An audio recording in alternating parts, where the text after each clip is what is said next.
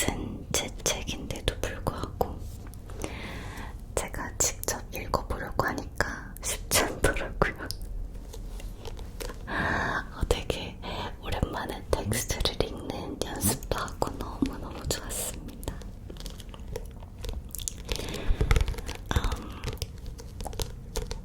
So this book is the one I wrote.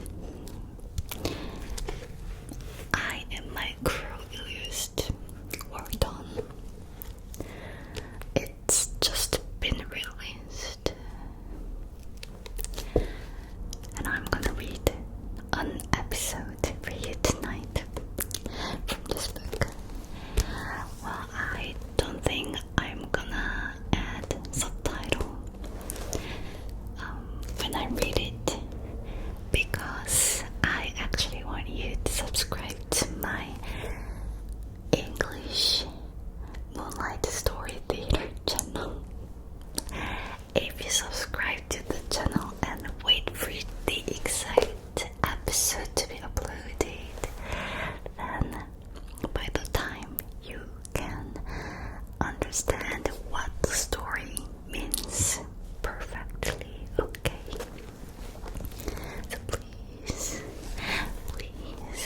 So please subscribe to that channel. And today let's pick one episode. 오늘 어떤 에피소드를 읽어드릴지 한번 볼까요? 보기 전에 이력이 이렇게 나와있네요.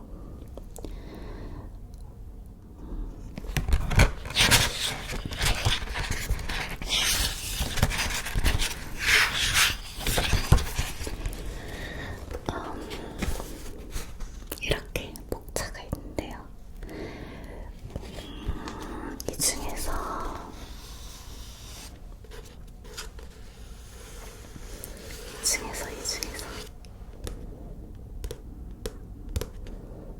이거 인생 한방 대감집 딸을 차지한 모습의 재치를 읽어드리겠습니다. 176페이지.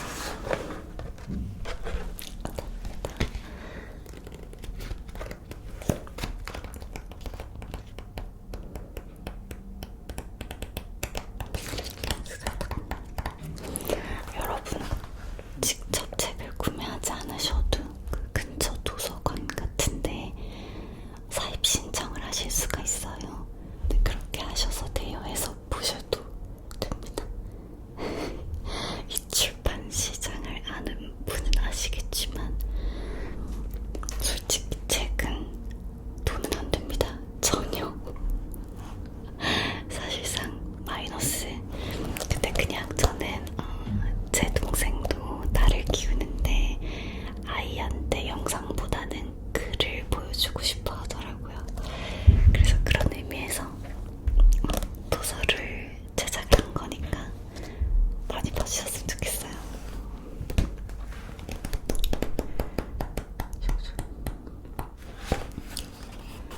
자, 인생 한방 대감집 딸을 차지한 머슴의 재치.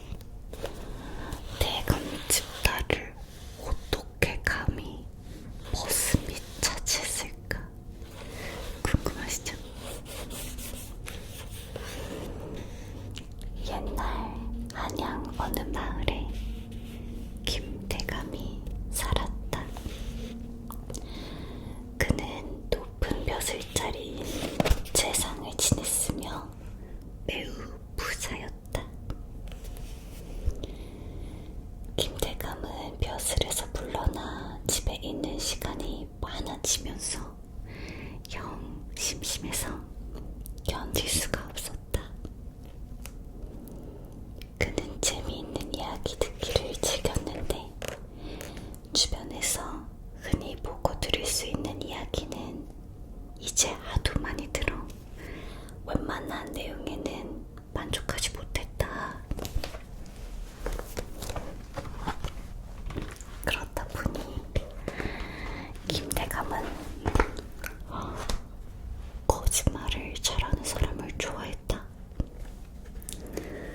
있을 법한 일에 기발한 거짓말을 섞어 지어낸 이야기는 늘 새로웠기에 지루하지 않았던 것이다.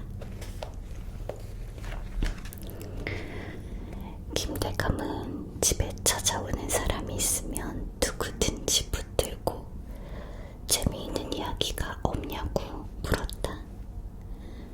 한번 김대감의 손에 잡혔다가는 방 안에서 2시간이고 3시간이고 김대감의 이야기 상대를 해주어야 하니 점차 사람들이 김대감을 찾는 것을 무서워할 지경이었다. 보이세요? 마을에 방이 붙었어요.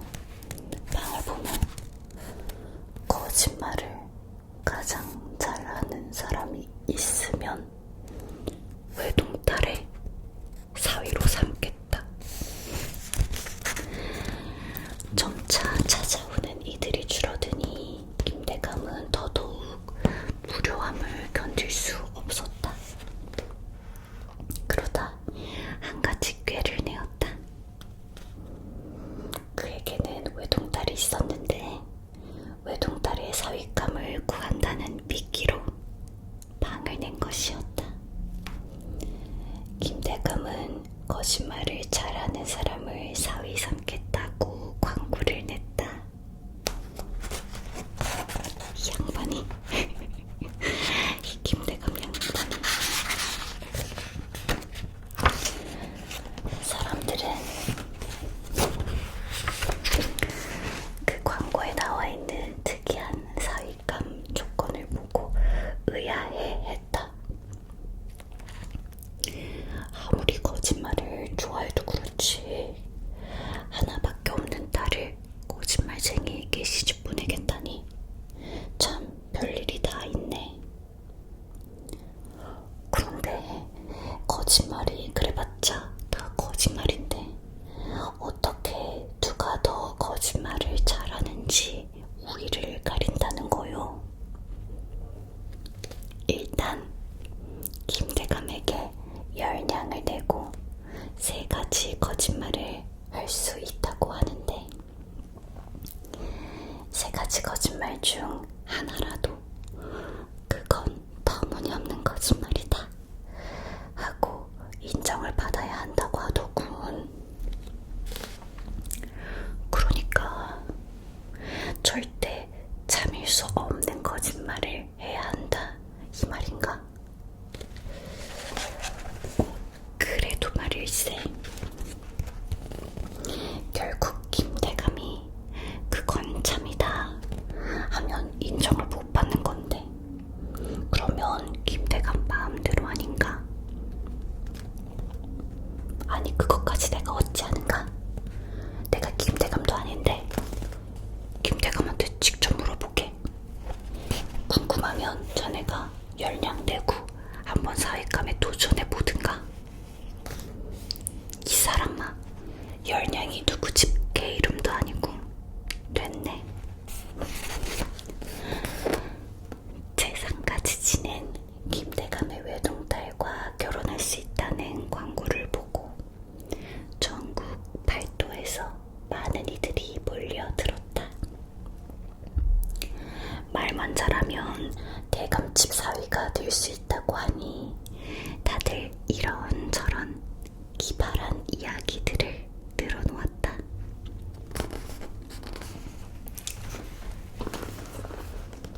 재밌죠? 궁금하시죠? 달빛 이야기 극장 빈간편 사주 선물해주세요. 초등학교 고학년 중학생 친구들 성인들이 보기에도 정말 재밌다니까요. 소문을 들은 청년 한 명이 김대감을 찾아왔다. 제가 살던 마을 말입니다. 이번에 부흥작도 그런 부흥작이 없었습니다.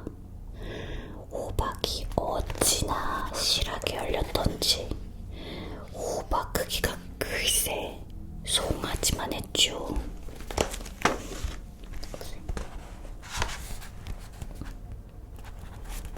송아지만한 호박.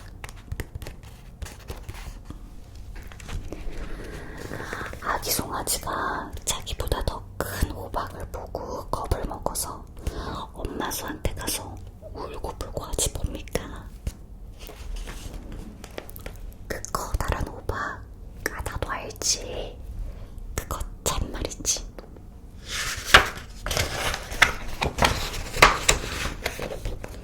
탈락. 다음 작년이 찾아왔다. 제가 한양에 오는 길에 날이 너무 더워서 목이라도 좀 적실까 해서 주막을 찾던 길이었는데 말입니다. 글쎄 장사꾼 하나가 저한테 다가오더니 저에게 겨울 바람을 팔겠다고 하지 뭡니까?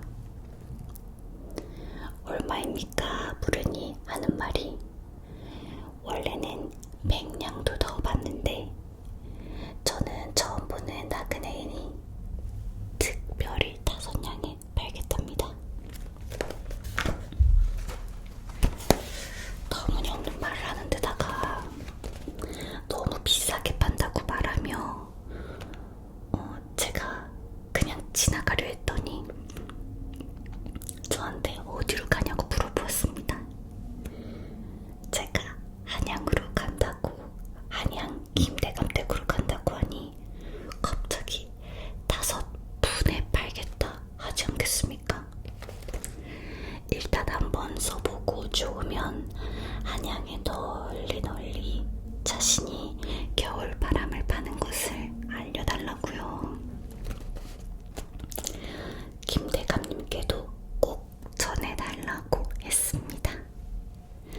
그래서 제가 너무 덥기도 했고 그냥 손은 슴치고 5푼을 건네고 그 장사꾼이 건넨 오리병을 열었는데 정말로 쌩 하는 소리와 함께 얼음장 같은 겨울바람이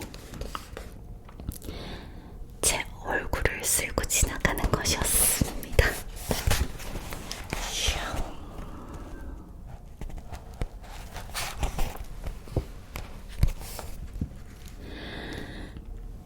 지난 겨울 차가운 설경이 생각날 만큼 시원한 바람이었습니다.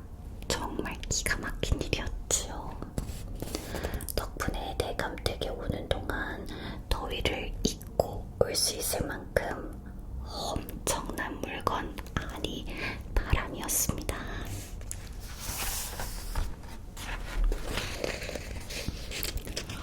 그 장사꾼 나도 알지.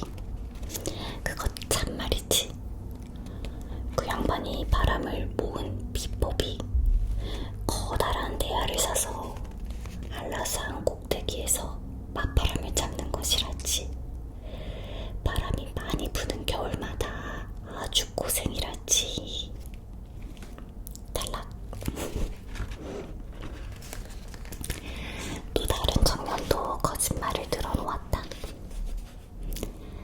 대감님도 소고기를 좋아하시지요?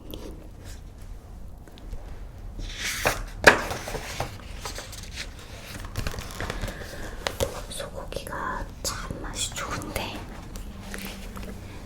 소 한 마리가 워낙 귀하니 소고기가 먹고 싶을 때마다 매번 기꺼이 소를 잡을 수는 없지 않겠습니까?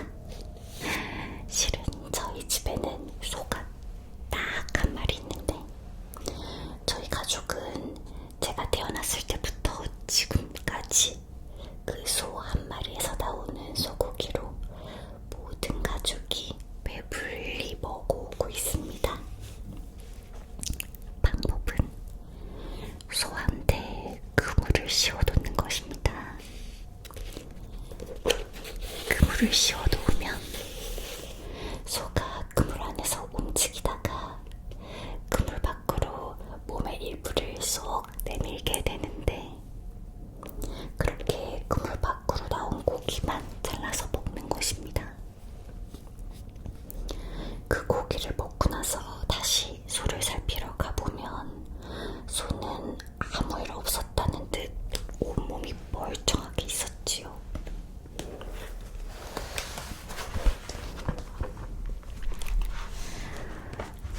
또 소에게 그물을 씌웠더니 이번에는 발 한쪽을 쏙 내밀길래 발로 고기도 묻고 국도 끓여 먹었는데 다 먹고 소를 살피러 가보니 여전히 건강하게 잘 살아 있었습니다.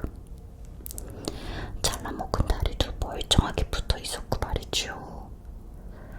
그물이 신비한 것인지 소가 신비한 것인지 알 길이 없지만 어쨌든 신비한 일이 아니지 않을 수 없지 않겠습니까? 그래서 저희 부모님이 말씀하시기를 제가 장가를 가게 된다면 장인 장모님에게 선물로 이 소를 드려야겠다고 하셨습니다. 이제 제가 대감님 댁 사위가 되려 하니 그 신비한 소와 그물도 대감님의 것이 되겠지요. 알지. 내가 그 소에 대한 소문은 지인측에 들었는데 그게 자네 집 소인 줄은 몰랐구먼. 참 말이지. 김대감은 사윗감에 도전하는 많은 이들의 말이 뻔히 거짓말인 줄 알면서도 번번이 거짓말이 아니라 하였다. 어떤 거짓말을 하여도 김대감이 사실이라고 대꾸하니 방법이 없었다. 수많은 사람들이 김대감의 딸을 차지하기 위해 도전했지만 모두 실패하고 말았다.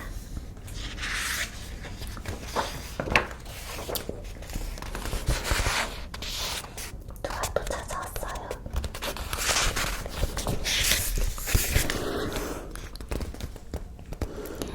하루는 어떤 청년이 김대감을 찾아왔다. 김대감이 보기에 이 청년은 지금까지의 도전자들과 달리 행색이 꼭 어느 집 모습처럼 보였는데 선뜻 이야기 값으로 10냥을 내어놓는 것을 보고 행색만 이럴 뿐 아주 거지는 아닌가 보다 하였다. 청년이 말했다. 내가 저기 경상도에서 머슴살이를 하다가 햇수로 꼬박 6년을 일해도 도저히 돈이 안 모이대요. 애껴서 모은 돈도 고작 승냥인기라. 유착에서는 도저히 답이 없구나. 에라이, 다 때려치우고 한양에 가자. 그 가면 뭐라도 다리겠지 해서 한양으로 오게 되었는디 오는 길에 쫙 하고 소나기가 내리대에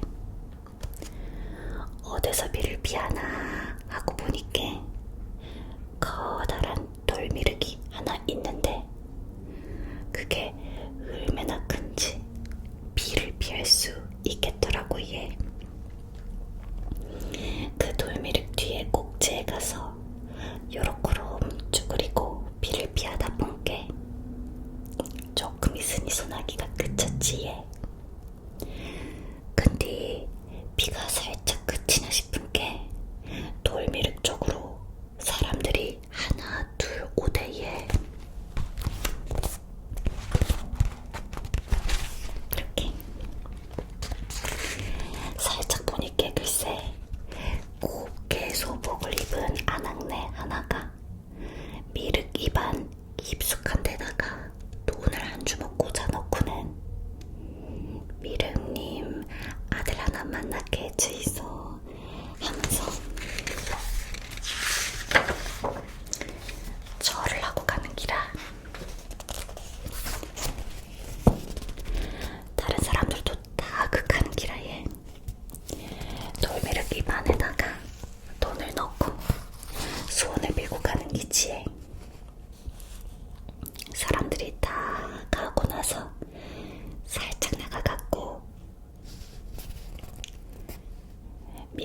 안에다가 손을 넣어보니까 이게 손이 안 들어가.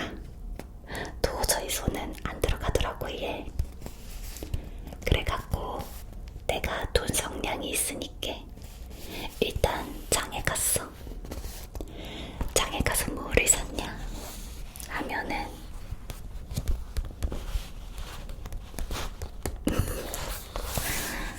고춧가루를 샀습니다. 고춧가루를 얼만큼 많이 샀냐면은 2호마를 샀어. 고춧가루를 사와서 뭐를 했냐, 고춧가루에 살짝 물을 넣어갖고 잘 반죽을 해가지고 돌미를 콧구멍에 밀어 넣었어 얘.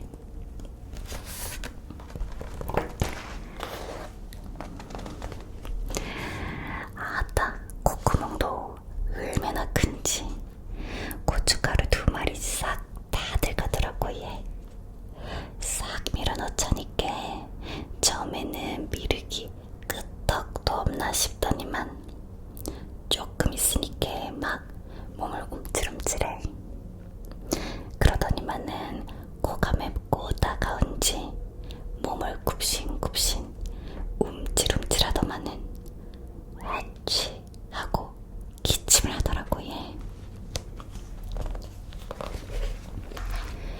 기침을 하니까는 입에서 돈이 자르르 가고 나와. 옆에 붙어갖고 옆구리도 간질간질하니까 한 번 더 취하더만은 또 돈이 짱그르르 하고 쏟아지대 얘. 이게 참 쏠쏠한데 근데 이게 참 할 짓은 아니대 얘. 이거는 나중에 처벌받을 수도 있겠다 싶어갖고 그때까지 미르기 뱉은 돈만 챙기고 다시 뭐 좀 사서 시장에서 장사라도 해볼까 하고 장에 간 기라. 그래갖고 사람들이 많이 모인 곳에 가보니까는 뭐 방에 하나 붙어있는 기라. 근데 내가 글을 못 읽은 게 옆 사람한테 저 방이 뭐라고 합니까? 한께네 한양에 정승을 하다 물러난 큰 부자 대감집이 하나 있는데 그 집에서 사위를 구한다 하나요.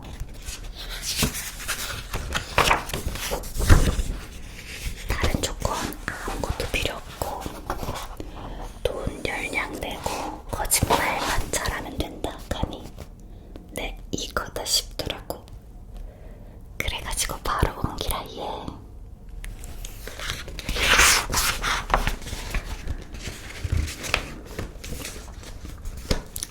김대감 뭐라고 했을까요? 청년의 말을 듣고 김대감은 대꾸했다. 그렇지 참말이지. 원래 돌미르기 고춧가루같이 따갑고 매운 것을 싫어한다는 것은 나도 들었다. 매운 고춧가루를 콧구멍에 넣었으니 움찔움찔하다 재채기를 할 수밖에. 청년이 말을 이어갔다. 맞지 얘. 지가 근데 혹시라도 대감님 집에 장가를 못 갈 수도 있으니까 지도 다른 방편이라도 마련해야 할 것 아닙니까? 아닙니까? 그래갖고 한양으로 오기 전에 거착장에서 명태를 샀어 얘. 여차해서 안 되면 한양에서 생선 장사를 해야겠다 해가지고 명태를 사려고 둘러보니까 엄청나게 싱싱하고 좋은 명태를 억수로 싸게 팔고 있더라고 얘. 그래갖고 한 짝의 명태를 100마리씩 넣으니까는 100짝은 나와 비는 기라 얘. 내가 또 힘 하나는 억수로 좋아가지고 명태 100짝을 쥐고 한양에 왔다 아닙니까? 이렇게 명태 100짝을 쥐고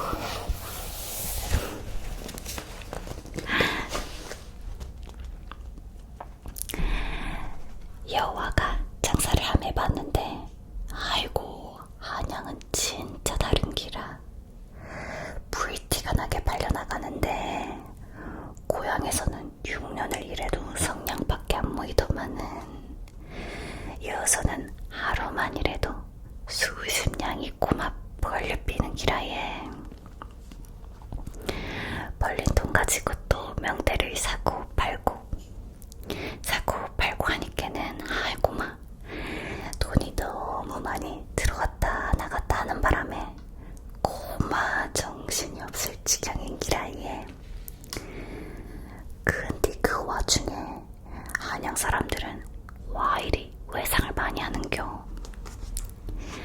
외상값 못 받을까 싶어갖고 장부에 싹 다 적어놓는디 아따마 너무 정신이 없으니까는 큰돈 말고는 고마 신경 꺼부리고 안 받는 게 낫지. 그만큼 돈이 많이 벌린다 아닙니까?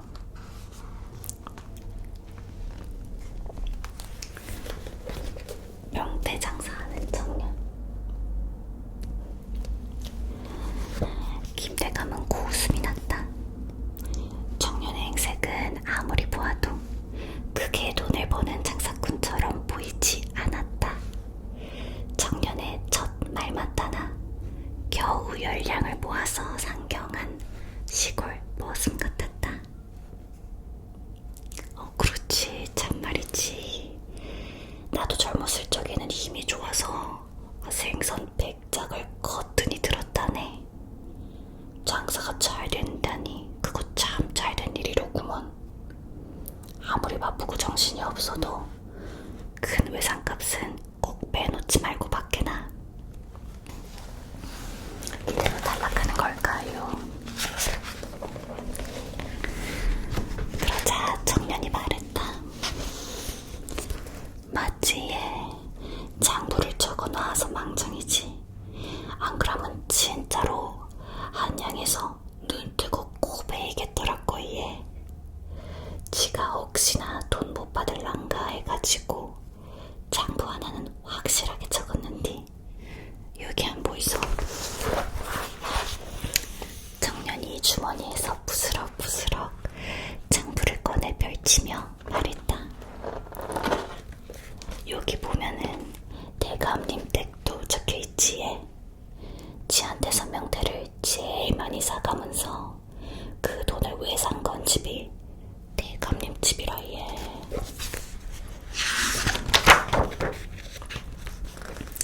김대감은 흠칫 놀랐다가 태연하게 대꾸했다. 그 명태값이 얼마였지? 청년이 말했다. 1만냥 아닙니까? 김대감은 깜짝 놀랐다.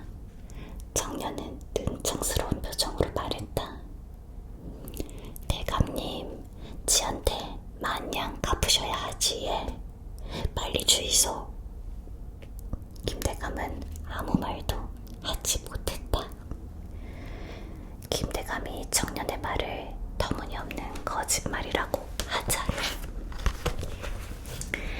그를 사위 삼아야 했고 이전처럼 참말이라고 대꾸하자니 빚진 만냥을 청년에게 주어야 했다. 청년에게 만냥을 주는 것은 전 재산을 다 주는 것이나 마찬가지였다. 한참을 생각하던 대감은 결국 자신이 패배한 것을 인정할 수밖에 없었다. 자신의 꾀에 넘어가 버리고 만 것이다. 그러나 한편으로는 김대감은 청년의 지혜와 재치가 마음에 들었다. 그리하여 김대감은 약속한 대로 자신의 외동딸과 머슴 청년을 혼인시켰다.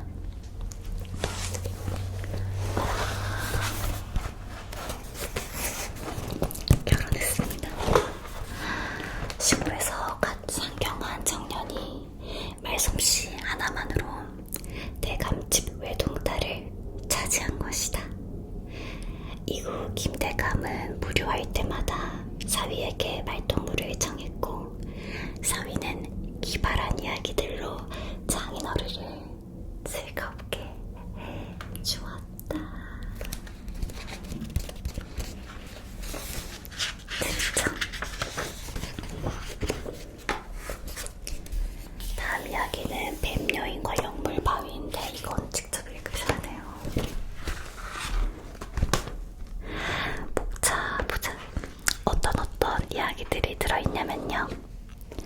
백두산 어느 무덤의 비밀, 귀신을 조롱한 남자, 해골물의 비밀, 유소저의 부활, 괴상한 능력의 새 동무,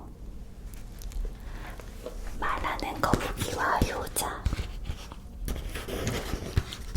도둑질 잘하는 며느리, 호랑이가 준 선물, 구렁이의 보은, 가짜로 박문수의 삼촌 노릇을 한 농부, 엉뚱한 며느리와 이상한 존댓말, 인생을 도둑 맞은 남자, 은혜 갚은 여우 며느리. 방금 읽어드린 모습 이야기, 인생 한방, 내감집 나를 차지하는 모습의 채취, 그리고 뱀여인과 영물바위, 이렇게 총 15편의 아주 흥미롭고 재미있는 옛날 이야기 민담이 들어가 있습니다.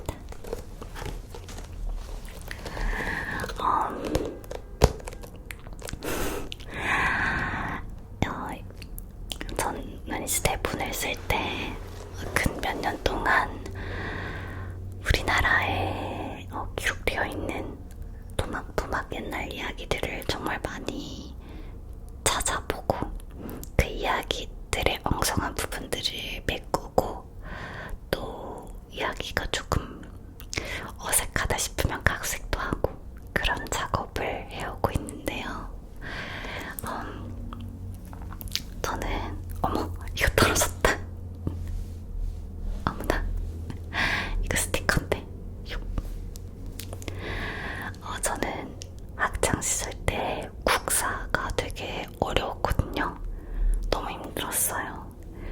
근데 정작 지금 제가 이렇게 우리의 역사가 담겨있는 민담, 옛날 이야기, 설화 이런 것들로 대본을 쓰고 영상을 만들고 이렇게 책도 출판한다는 사실이 굉장히 흥미로운 일입니다. 그러니까 제 영상을 보시는 학생 젤리분들 계시면 교과목이 뭔가 되게 재미없고 힘들다고 느껴질 때 무작정 포기하지는 마시고, 혹시 모른다, 아직 모른다, 나중에 이게 정작 나에게 이렇게 필요한 지식이 될지도 몰라, 이런 생각을 좀 하시면 좋지 않을까요?